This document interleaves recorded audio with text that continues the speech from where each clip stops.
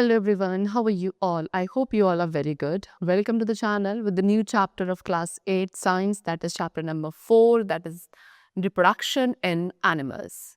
So students, today we will learn the different modes of reproduction in the animals. Alright, so now let's start the chapter. See, students, as we all know, what do you mean by the process reproduction? It is the vital process through which can an organism generate offsprings of its own kind, ensuring the ongoing survival of the species. It results in the making of new individuals who possess the ability to grow and further make young ones, thereby contributing to the population of the species. What this saying students, reproduction एक vital यानी कि एक बहुत important process है जिसके through एक organism अपने जैसे new offsprings को produce करता है, ensuring कि उस पर्टिकुलर स्पीशीज की जो जनरेशन्स है वो कॉन्टिन्यूड रहे. Okay, so basically reproduction process में न्यू इंडिविजुअल्स प्रोड्यूस होते हैं जिनके अंदर ग्रो करने की एबिलिटी होती है एंड फर्दर वो भी न्यू इंडिविजुअल्स भी आगे चल के न्यू यंग वंस प्रोड्यूस कर सकते हैं on getting developed and matured. Okay, A species comprises organism. What is species students? Species के अंदर वो सारे organisms आते हैं जिनके physical characteristics same होते हैं and they engage in breeding. क्या करते हैं? वो breeding करते हैं जिससे fertile offsprings production होता है. ठीक, so ये distinct traits inherit किए जाते हैं from the parents and then they are passed on to the next offspring or next generation. ठीक है, चल. Now cell, if we talk about cell, cell क्या आते हैं? Basic units of life. ठीक, सभी लिविंग बींग्स किसके बने होते हैं? सेल्स के बने होते हैं and different organisms have different number of cells. So now based on their number, ठीक है, किसी भी पर्टिकुलर ऑर्गेनिज्म की बॉडी कितने नंबर ऑफ सेल से बनी है, इस बेसिस पर organisms can be classified as unicellular and multicellular. ठीक, इनसाइड द सेल, अब एक सेल के अंदर क्या होता है? न्यूक्लियस होता है, एक जेली लाइक सब्सटेंस प्रेजेंट होता है which is called cytoplasm. Now in the animal kingdom, if we talk about animal kingdom, so animal kingdom के अंदर students कितने two modes of reproduction होते हैं, that is asexual and the other is sexual mode of reproduction. First of all, we will talk about asexual mode of reproduction. So in asexual mode of reproduction student, only one parent is involved. ठीक है, एक ऐसा mode of reproduction जिसमें केवल एक ही parent का involvement होता है for the production of offspring, that is known as asexual reproduction. This means what कि केवल एक ही एनिमल अपने जैसे ऑफस्प्रिंग क्रिएट कर सकता है on its own. For example hydra, amoeba, bacteria, ये ऑर्गेनिजम्स ऐसे हैं जिनमें एसेक्सुअल रिप्रोडक्शन कैरी आउट होता है. नाउ स्टूडेंट्स, एसेक्सुअल रिप्रोडक्शन के भी फर्दर वेरियस टाइप्स हैं, like we have binary fission, budding, regeneration and fragmentation. First of all will talk about binary fission. Binary fission क्या है? बाइनरी फिजन एक simplest type of asexual mode of reproduction है जिसमें एक single cell divide होकर two daughter cells बनाता है. Example amoeba. Amoeba एक सिंपल यूनिसेलुलर ऑर्गेनिज्म है जो बाइनरी फिजन के मेथड के थ्रू ही रिप्रोड्यूस करते हैं. In amoeba reproduction begins with the duplication and division of the nucleus. Amoeba में क्या होता है? सबसे पहले जो रिप्रोडक्शन है वो कैसे स्टार्ट होता है? जो ऑर्गेनिज्म की बॉडी के अंदर न्यूक्लियस है वो डुप्लीकेट होगा and then it will divide. ठीक, इसके बाद साइटोप्लाज्म का डिवीजन होता है and then the parent organism divides into two identical offspring. Second we have what? Budding. Budding क्या है? Budding again asexual mode of reproduction है जिसमें एक डॉटर सेल ग्रो करता है on a parent cell and then it separate out. ठीक, so this type of asexual reproduction, ये एक ऐसा मोड ऑफ एसेक्सुअल रिप्रोडक्शन है जो कि हाइड्रा, जो a kind of aquatic animal, उसके अंदर कैरी आउट होता है. See what happen is an adult hydra. ठीक है, एडल्ट हाइड्रा क्या करता है? छोटी सी आउटग्रोथ्स को प्रोड्यूस करता है on its body wall and then इन आउटग्रोथ्स को हम क्या बोलते हैं? बड्स. ये बड्स क्या करेंगे? साइज में ग्रो करेंगे and then it will separate out as new individuals. You can see this is hydra. So hydra की बॉडी में से एक छोटा सा ये आउटग्रोथ डेवलप होने लगा जिसको हम बड कहेंगे एंड देन बड धीरे धीरे क्या डेवलप हो रहा है, साइज में एनलार्ज हो रहा है एंड देन फुल्ली ग्रो होने के बाद it will separate out from the parent cell and become a new individual organism. Now, next mode of asexual reproduction we have is regeneration. And regeneration क्या है? Is the ability to regrow the lost or damaged part. ठीक है, एक ऐसी ability जिससे एक organism की body का कोई भी लॉस्ट या डैमेज पार्ट रीग्रो होता है, that is known as regeneration. And regeneration एक टाइप ऑफ एसेक्सुअल रिप्रोडक्शन है जिसमें न्यू ऑर्गेनिज्म का डेवलपमेंट एक ब्रोकन या कट पार्ट के थ्रू होता है of the parent organism. Alright, चलो. Now again a quick insight, that is what genes. Genes क्या है? जीन्स बेसिक यूनिट्स है हेरिडिटी की, जो कि ट्रेट्स एंड कैरेक्टर्स को ट्रांसमिट करती है, कैरी करती है from the parents to offspring. Next we have fragmentation, again a form of asexual reproduction only, जिसमें पेरेंट ऑर्गेनिज्म ब्रेक हो जाता है फ्रेगमेंट्स पर, एंड देन वो फ्रेगमेंट्स मैच्योर होने के बाद each piece regenerate to form a new individual. Now these fragments, ये fragments often क्या करते हैं? स्पेसिफिक बॉडी पार्ट्स कंटेन करते हैं जिनकी एबिलिटी होती है to grow into complete and independent organisms. For example spirogyra, planaria and certain type of sponges reproduce through fragmentation method only. Okay? So this was all about the types of asexual reproduction, and now next we come to the another type that is known as sexual mode of reproduction. See, now the mode of reproduction in which two parents, one male and one female are involved, that is called sexual reproduction. अब एक ऐसा mode of reproduction जिसमें two separate parents का requirement होता है, एक male and the other female, ठीक है, and then they breed together a new offspring, that is called sexual mode of reproduction.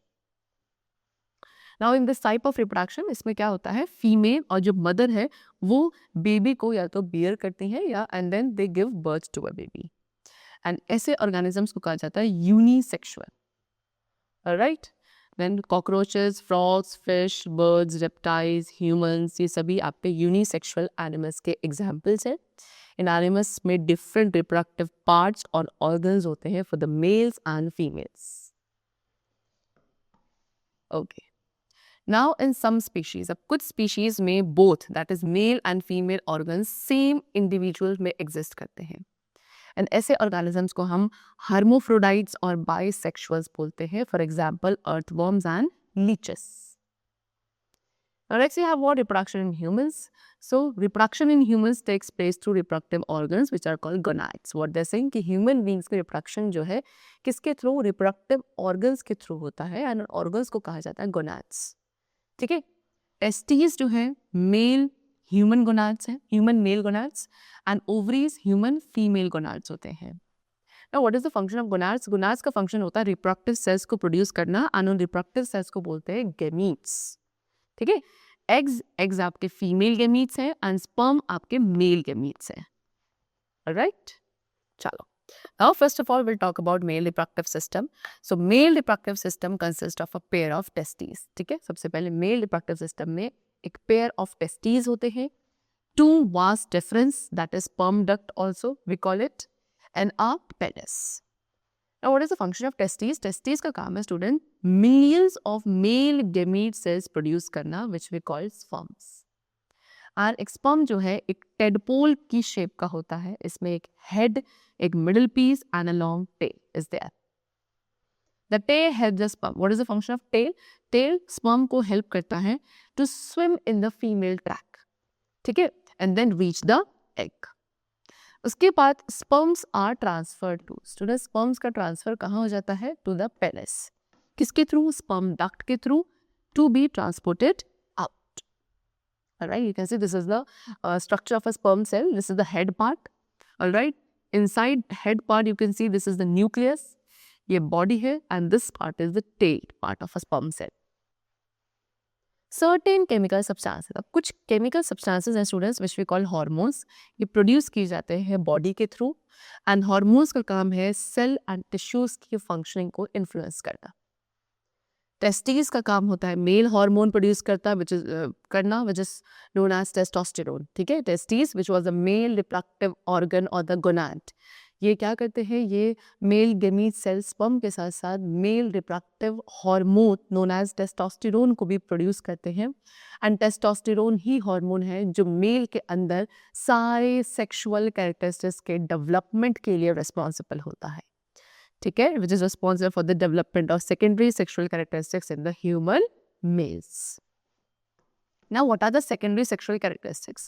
You can see they have given you the male reproductive parts also, they have shown you, all right.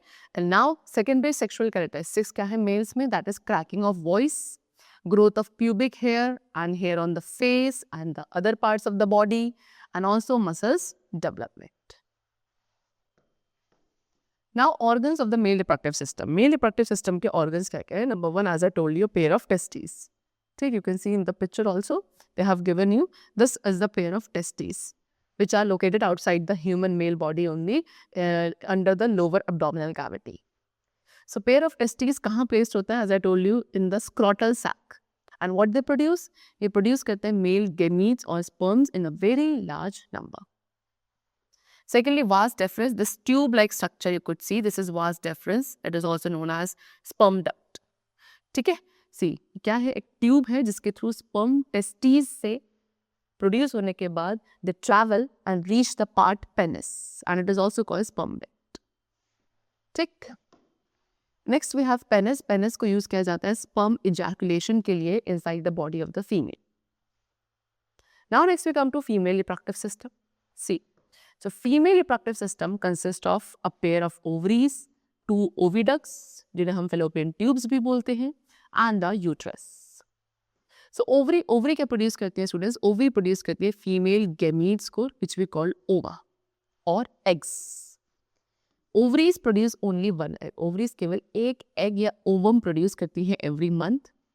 And also ovaries एक female hormone which is called estrogen produce करती हैं, जो कि responsible है female body, human female body के अंदर secondary sexual characteristics के development के लिए। See, males में testosterone hormone was there and then the females estrogen hormone is responsible. And this hormone, estrogen hormone is produced by the ovaries only. Now, what are the secondary sexual characteristics in females? That is number one, enlargement of breast. Second is development of hips. Third is growth of pubic hair. Voice becomes shrill. ठीक है, and beginning of menstrual cycle, जो कि आपके after 28 to 30 days बाद repeat होती है every month in the females. You could see this is the female reproductive system. All right. So organs of the female reproductive system. Number one, you have a pair of ovaries. This you can see. This is a pair of ovaries. ठीक, ये कहाँ situated है? Lower abdominal cavity में of the female, which produces eggs. That is ova. Second, we have oviducts, which is called fallopian tube. This is oviduct, fallopian tube. ये tubes uterus and ovaries को join करती हैं, and eggs जो कि ovaries के through produce होते हैं, ये इसी fallopian tube और oviduct के through travel करती है by ciliary action. Third, we have uterus, which is also known as womb. All right, ये part जो है, this is uterus. ये क्या है? एक muscular pear-shaped organ है, ठीक है, मस्कुलर पियर शेप्ड ऑर्गन जो कि फेलोपियन ट्यूब से अटैच्ड होता है एट द अपर एंड, दोनों ही फेलोपियन ट्यूब से। एंड एक फर्टिलाइज्ड एग का जो डेवलपमेंट है into a foetus, that also takes place in the uterus only in the female body. Next है वेजाइना। वेजाइना क्या है? द यूट्रस, यूट्रस बाहर की तरफ ओपन होता है एक मस्कुलर ट्यूब के through, which is called vagina. See what I have given you, uterus consist of, uterus के अंदर थोड़े 3 लेयर्स होती हैं। दैट इज पेरीमेट्रियम, सबसे outer most and protective layer है। सेकेंड इज मायोमेट्रियम, जो कि हाईली मस्कुलर मिडल लेयर होती है। एंड थर्ड इज एंडोमेट्रियम, जो कि यूट्रस की इनर लेयर और इनर लाइनिंग है।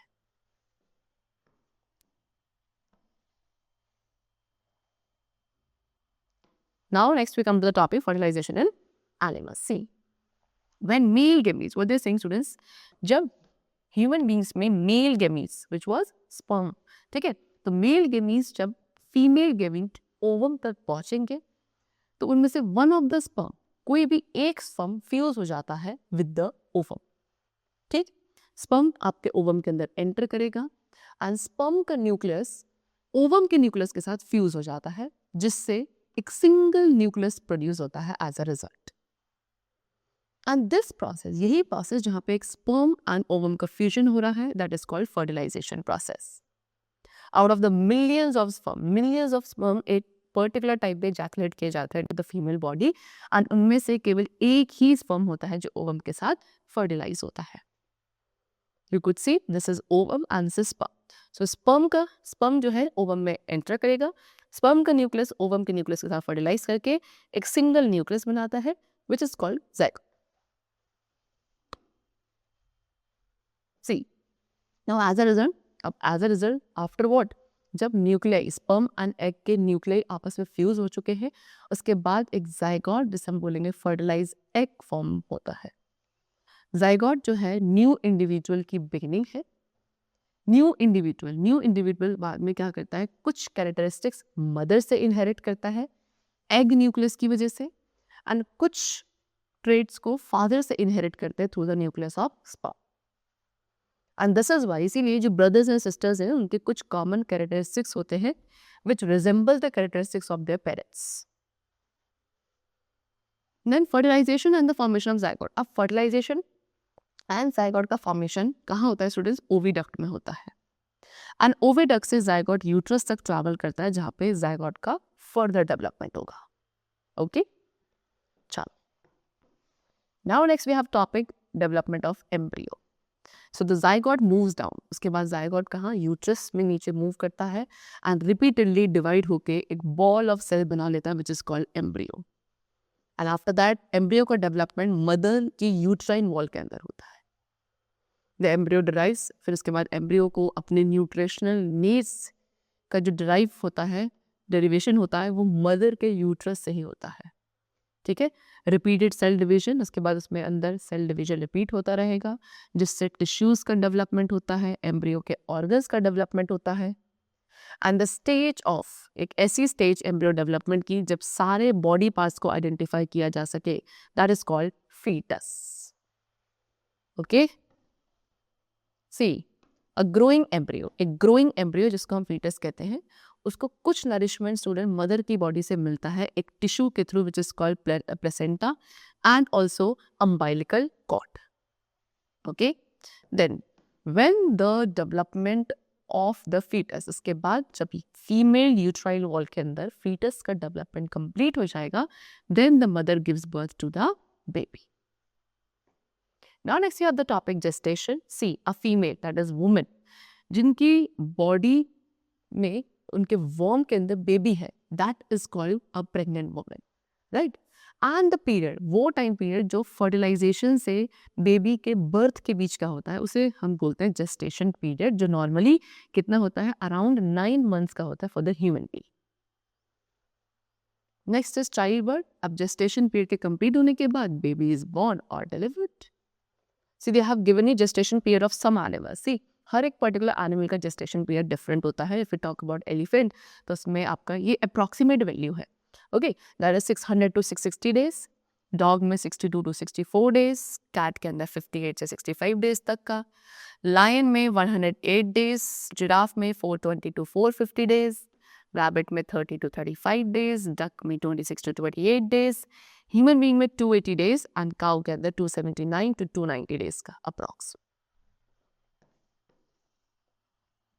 Now next we come to the topic that is types of fertilization. So there are two types of fertilization, internal and external. Internal fertilization में जो fusion है mail and female gametes का, वो female partner की body के अंदर होगा। Alright, जैसे कि इन बर्ड्स में जाइगोट में रैपिड डिवीजन होता है after fertilization and then it moves down the oviduct. Now during this period, अब इस पीरियड के दौरान काफ़ी सारी प्रोटेक्टिव लेयर्स जो है एक हार्ड शेल बना लेती हैं डेवलपिंग एम्ब्रियो के around, and then the bird lays the eggs. ठीक है, उसके बाद वो बर्ड उन एग्स के ऊपर बैठती है डेवलपिंग एम्ब्रियो को वार्मथ प्रोवाइड करने के लिए, and which is known as incubation. उसके बाद चिक आपका हैच होगा एग में से आफ्टर 3 weeks ऑफ इंक्यूबेशन।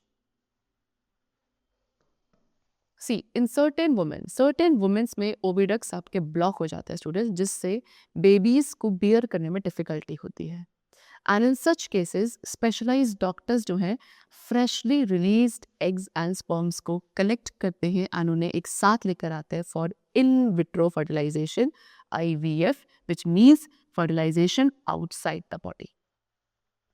अगर IVF सक्सेसफुल हो जाता है तो जो रिजल्टिंग जायगॉट है उसको अबाउट अ वीक डेवलप होने के लिए छोड़ दिया जाता है एंड देन उसको केयरफुली मदर के यूट्रस में प्लेस कर दिया जाता है, ठीक है।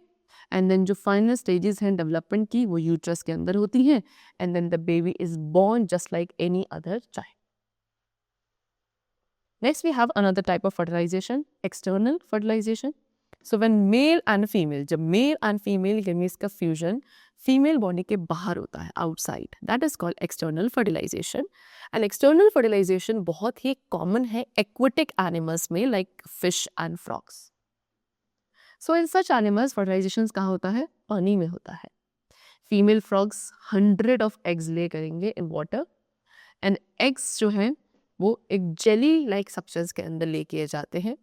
मेल फ्रॉग अपने स्पर्म को रिलीज करता है वाटर में near the egg and then ये स्पर्म्स वाटर में मूव करते हैं अपनी टेल की हेड से। आफ्टर दैट फर्टिलाइजेशन कब होगा? जब एक एग स्पर्म के कांटेक्ट में आता है, ठीक है। So basically there are 3 distinct stages, ठीक है। 3 डिस्टिंक्ट स्टेजेस होती हैं एक फ्रॉग के लाइफ साइकिल में, that is what? Egg, tadpole and adult. In the first stage में एग फ्यूज होगा स्पर्म के साथ to form a zygote. Then उसके बाद जाइगोट डिवाइड होता है फर्दर एक टेडपोल बनने के लिए एंड टेडपोल जो है इनिशियली एक फिश की तरह दिखता है जिसमें एक टेल भी होती है, but after that it further develops into an adult frog. Now next we have the topic viviparous and oviparous animals. See, viviparous animals कौन से animals हैं? Viviparous animals are the animals which give birth to the young ones. वो animals जो अपने young ones को birth देते हैं, they are called viviparous animals. ठीक है, बेसिकली ये एनिमल्स एग्स ले नहीं करते, डायरेक्टली अपने यंग वंस को बर्थ देते हैं। Example human, dog, elephant, lions and cat. Then if you talk about oviparous, तो oviparous animals those animals which lay eggs, जो एग्स ले करते हैं, मींस ये अपने यंग वंस को डायरेक्टली प्रोड्यूस नहीं करते।